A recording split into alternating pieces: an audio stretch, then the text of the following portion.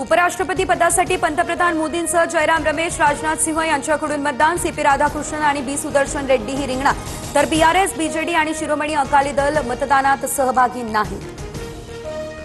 उपराष्ट्रपतीपदाच्या निवडणुकीमध्ये एनडीएचा उमेदवार बहुमतानं निवडून येणार. चंद्रशेखर बावनकुळेंसह अनिल बोंडेंकडून विश्वास व्यक्त.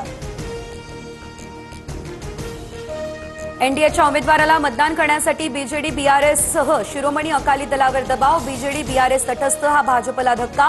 संजय राऊत यांची टीका. मराठी पत्रकार संघाकडून मुख्यमंत्री फडणवीसांना फिनिक्स पुरस्कार. काहींना वाटलं माझी राख होतीये, मात्र मी तेवढ्यात भरारी घेतली.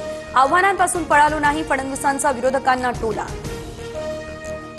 फडणवीसांच्या सहकार्यांकडूनच त्यांची राख रांगोळी करण्याचा प्रयत्न. फडणवीसांना फिनिक्स पुरस्कार मिळाल्यानंतर संजय राऊत यांचा हा आरोप.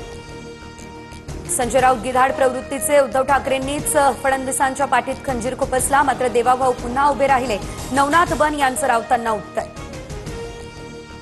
राजकारणात कधीही कुणी संपत नाही किंवा त्यांची राख होत नाही. फडणवीसांबाबतही असं कुणाच्या मनात नसावं. सुप्रिया सुळे यांची प्रतिक्रिया.